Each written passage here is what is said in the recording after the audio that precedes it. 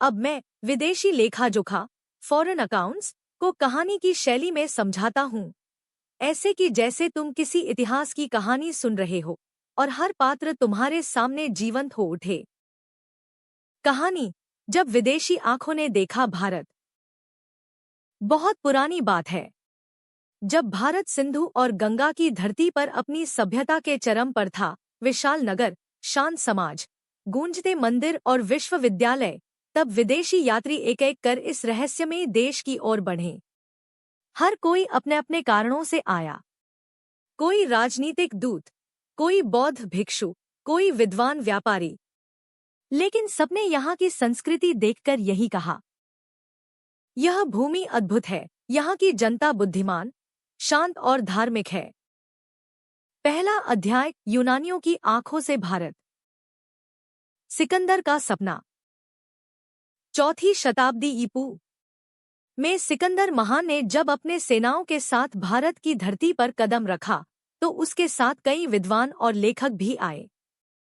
वे तलवार नहीं, कलम लेकर आए थे, ताकि भारत को शब्दों में कैद कर सकें। मेगस्थनीज की डायरी, इंडिका। इनमें सबसे प्रसिद्ध था मेगस्थनीज, जो सेल्यूकस का राजदूत बनकर चंद्रगुप्त मौर्य के दरबार में पहुंचा। वह पाटलिपुत्र में वर्षों रहा और जो कुछ उसने देखा उसे उसने अपनी किताब इंडिका में लिखा। वह लिखता है, भारत एक अनुशासित समाज है, राजा न्यायप्रिय है, नगरों में व्यवस्था है, यहाँ लोग सत्य बोलते हैं, चोरी नहीं करते और सब अपने अपने काम में लगे रहते हैं। वह कहता है, यहाँ 7 वर्ग जातियां हैं, दार्शनिक, सैनिक, कृषक, व्यापारी, निरीक्षक, कारीगर और मंत्री। सबका काम निश्चित है और सब मिलजुल कर जीते हैं। वह भारत की सड़कों, फौज, प्रशासन और विशाल पाटलिपुत्र नगर की सुंदरता देखकर दंग रह गया। वह कहता है, मैंने ऐसा व्यवस्थित नगर न यूनान में देखा, न मिस्र में। दूसरा अध्याय, चीन के भिक्षुओं की यात्रा। अब कुछ सदियां बीत गई। भारत में बौद्ध धर्म फैला और फिर एशिया तक पहुंचा। चीन के भिक्षु जब बौद्ध धर्म का अध्ययन करने लगे, तो उन्हें लगा, अगर हमें बौद्ध धर्म की सच्ची जड़ें जाननी है, तो हमें भारत जाना होगा। और तब शुरू हुई आस्था और ज्ञान की यात्राएं। फाहियान की शांत भारत यात्रा। सन 399 में फाहियान चीन से निकला। वह गंगा के किनारे किनारे चला, मथुरा, कौशाम्बी, पाटलिपुत्र, बोध गया। हर जगह उसने मठ देखे, भिक्षु देखे और शांत जीवन देखा। वह अपनी पुस्तक फोकुओकी में लिखता है, भारत में लोग ईमानदार हैं, राजा न्याय करता है और जेलों की जगह दंड का अर्थ सुधार है। गरीबों के लिए धर्मशालाएं हैं, यात्रियों के लिए अन्न। यह देश स्वर्ग जैसा है। वेनसांग की विद्या यात्रा। 200 साल बाद 629 में ह्वेनसांग नाम का एक और चीनी भिक्षु निकल पड़ा। वह चाहता था कि बौद्ध ग्रंथों की असली शिक्षा सीखे। वह हर्षवर्धन के दरबार तक पहुंचा। हर्ष ने उसका स्वागत किया और उसने भारत के 100 से अधिक राज्यों की यात्रा की। वह नालंदा विश्वविद्यालय गया, जहां हजारों विद्यार्थी और सैकड़ों शिक्षक थे।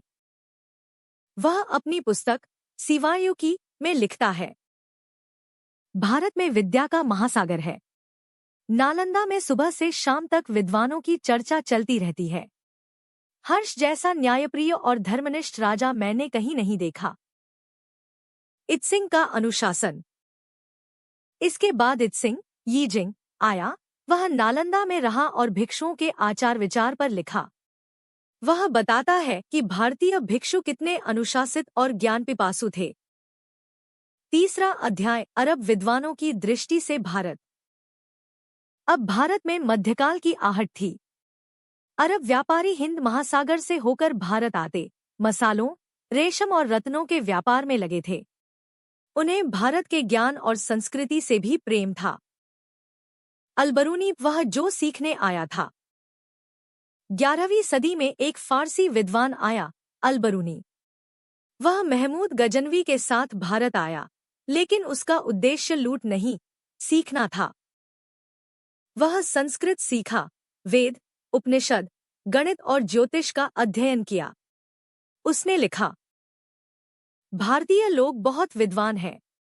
उनका धर्म गहरा है, उनकी गणना और खगोलशास्त्र अद्भुत है। लेकिन वे अपने ज्ञान को बाहर नहीं फैलाते, वे अपने में ही सीमित हैं। उसकी प्रसिद्ध पुस्तक थी किताबुल हिंद, जिसमें भारत की भूगोल, समाज, धर्म, दर्शन और विज्ञान पर गहरा विश्लेषण है। अन्य अरब यात्री सुलेमान 851 ने भारत के व्यापार और दक्षिण के बंदरगाहों की चर्चा की।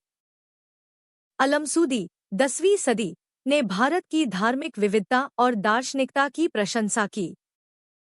इब्न हौकल ने भारत की समृद्धि और वस्त्र उद्योग का विवरण दिया। वे सभी एक ही बात कहते हैं, भारत सोने की चिड़िया है, यहाँ का ज्ञान, व्यापार और संस्कृति अनमोल है। अंतिम अध्याय भारत की छवि विदेशी आंखों में। इन ग्रीक, चीनी और अरब यात्रियों की कहानियां मिलकर हमें यह सिखाती हैं कि भारत सिर्फ एक देश नहीं था, बल्कि एक जीवित संस्कृति, जहां ज्ञान, धर्म और मानवीयता साथ साथ चलते थे। मेगस्थनीज ने भारत की राजनीति और अनुशासन देखा, फाहियान और ह्वेनसांग ने भारत की शांति और शिक्षा देखी, और अलबरूनी ने भारत की विज्ञान और दर्शन को समझा। सबकी आंखों में भारत एक ही रूप में चमका, शांत, विद्वान, समृद्ध और धर्मनिष्ठ भारत। कहानी का संदेश। विदेशी यात्रियों की ये गाथाएं हमें बताती हैं कि जिस भारत को उन्होंने देखा, वही भारत आज भी हमारी संस्कृति, सहिष्णुता और ज्ञान की परंपरा का आधार है। अब कम्पेटिटिव एग्जाम टाइप यह विषय, विदेशी लेखा जोखा, फॉरेन अकाउंट्स, भारतीय इतिहास का अत्यंत महत्वपूर्ण भाग है, क्योंकि विदेशी यात्रियों, व्यापारियों, राजदूतों और दार्शनिकों ने अपने ग्रंथों में भारत की सामाजिक, आर्थिक, सांस्कृतिक, राजनीतिक तथा धार्मिक स्थिति का प्रत्यक्ष विवरण दिया है। नीचे UPSC, PCS, SSC, UGC NET, BA और एमए स्तर के अनुसार संपूर्ण और व्यवस्थित जानकारी दी जा रही है। विषय, विदेशी लेखा जोखा, ग्रीक, चीनी व अरब स्रोतों से भारत की प्राचीन स्थिति। Large orange diamond 1. Introduction. भारतीय इतिहास के प्राचीन काल में जब यहाँ लिखित प्रमाण या स्थानीय अभिलेख सीमित थे, तब विदेशी यात्रियों के विवरण भारतीय सभ्यता की झलक प्रस्तुत करते हैं। इन यात्रियों ने भारत की राजनीतिक व्यवस्था, धर्म, समाज, प्रशासन, शिक्षा, अर्थव्यवस्था, व्यापार और जीवन शैली का प्रत्यक्ष वर्णन किया। इन विवरणों से हमें भारतीय संस्कृति का बाहरी दृष्टिकोण प्राप्त होता है। Classical Building 2. Greek accounts. प्रमुख ग्रीक यात्री और लेखक। Greek name. Approx. भारत से संबंध बटा उद्देश्य। विवरण। Herodotus. 5वीं शताब्दी ईपू। हिस्ट्री ग्रंथ में भारतीयों का उल्लेख। भारत की जनजातियों, सोना निकालने वाली चींटियों और परंपराओं का वर्णन। Megasthenes. चंद्रगुप्त मौर्यकाल 302 ईपू। सेल्यूकस निकेटर का राजदूत। अपने ग्रंथ इंडिका में भारत की राजनीतिक, सामाजिक, आर्थिक व्यवस्था का विस्तृत वर्णन। Aristobulus. सिकंदर का सेनापति 4वीं सदी ईपू। सिकंदर के साथ भारत आया। भारतीयों की ईमानदारी, जीवन शैली और सलता का वर्णन। Nearchus. सिकंदर का नौसेनाध्यक्ष। सिंधु से सागर मार्ग से लौटते समय यात्रा वृत्तांत। भारत के समुद्री व्यापार और तटीय नगरों का उल्लेख। Diodorus. 1वीं सदी ईपू। यूनानी इतिहासकार। भारत के दर्शन, धर्म और नैतिकता की प्रशंसा। Arian. 2वीं सदी ई। इंडिका और अनेबेसिस अलेगंद्री ग्रंथ के लेखक। मेगस्थनीज और नियर्कस के लेखों का संकलन, भारत के भूगोल, समाज, पशुपालन और धार्मिक प्रथाओं का वर्णन। मेगस्थनीज का योगदान, मोस्ट इम्पॉर्टेंट ग्रंथ, इंडिका, मूल ग्रंथ लुप्त, परंतु उसके उद्धरण अन्य लेखकों के कार्यों में मिलते हैं। भारत को सभ्य व नैतिक समाज के रूप में प्रस्तुत किया। नगर प्रशासन, पाटलिपुत्र की नगर व्यवस्था 6 समितियों द्वारा संचालित थी। सामाजिक व्यवस्था, 7 वर्गों, जातियों का वर्णन, दार्शनिक, कृषक, चरवाहे, कारीगर, सैनिक, पर्यवेक्षक और मंत्री। राजनीति, चंद्रगुप्त की विशाल सेना और शासन व्यवस्था का विवरण। अर्थव्यवस्था, कृषि प्रधान अर्थव्यवस्था, सिंचाई और कर व्यवस्था का वर्णन। धर्म और संस्कृति, भारतीयों की धार्मिकता और अहिंसा पर बल। OM3. Chinese accounts. चीन के भिक्षुबौद्ध यात्री भारत क्यों आए? वे मुख्यतः बौद्ध धर्म की उत्पत्ति स्थलों की यात्रा, धार्मिक ग्रंथों की खोज और अनुवाद कार्य के उद्देश्य से भारत आए। प्रमुख चीनी यात्री और उनके विवरण। Chinese name. काल, भारतीय राजा बटाकाल। ग्रंथ बटा विवरण। मुख्य विषय, Faxian. 399-414 ई। गुप्त सम्राट चंद्रगुप्त द्वितीय, Vikramaditya. Fakwiki, records of Buddhist kingdoms. Bharat की सामाजिक शांति, धार्मिक सहिष्णुता और बौद्ध मठों का विस्तृत वर्णन। वेनसांग, एक्सुआनजुएंग बटा ह्यूएनजांग, 629-645 ई। Harshvardhan, Sayuki, records of Western world. हर्ष के प्रशासन, शिक्षा, नालंदा, बौद्ध धर्म तथा भारतीय समाज का गहन विवरण। इत्सिंग, आइसिंग बटा यीजिंग, 671-695 ई। नालंदा काल, A record of Buddhist practices. Nalanda विश्वविद्यालय, भिक्षुओं के अनुशासन और धार्मिक आचरण का वर्णन। चीनी यात्रियों के अनुसार भारत की स्थिति। शिक्षा का केंद्र, नालंदा, विक्रमशिला, वल्लभी। बौद्ध धर्म का उत्कर्ष, किंतु हिंदू धर्म का पुनरुत्थान भी प्रबल। सामाजिक स्थिरता, धार्मिक सहिष्णुता। प्रशासनिक दृष्टि से संगठित व न्यायप्रिय शासन। Globe showing Europe Africa 4. Arab accounts. अरब विद्वानों का भारत आगमन। 7वीं-12वीं सदी के बीच अरब व्यापारी और विद्वान भारत आए। उनका उद्देश्य व्यापार, भूगोलिक ज्ञान और धार्मिक अध्ययन था।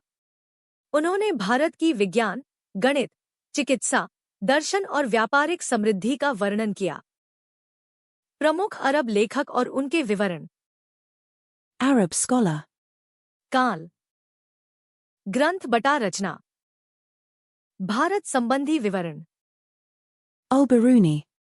11वीं सदी, 1017 से 1030 ई। Kitab-u-el-Hind. भारत की समाज, धर्म, दर्शन, ज्योतिष, गणित, भूगोल और संस्कृति का गहन अध्ययन। Suleiman. 9वीं सदी, यात्रा वृत्तांत, 851 ई। भारत के व्यापारिक संबंध, विशेषकर दक्षिण भारत के बंदरगाहों का वर्णन। Al-Masudi. 10वीं सदी, Murujalzab. भारत के व्यापार, दर्शन और धार्मिक विविधता का उल्लेख। Ibn Hawqal. 10वीं सदी, Kitab al-Masalik wal-Mamalik. भारत की समृद्धि, वस्त्र उद्योग और जनजीवन का वर्णन। अल-इद्रीसी, 12वीं सदी, Nuzhat el-Mushtaq. भारत का भौगोलिक विवरण और व्यापारिक केंद्रों का उल्लेख। अल-बरूनी का योगदान, मोस्ट इम्पॉर्टेंट। महमूद गजनवी के साथ भारत आया।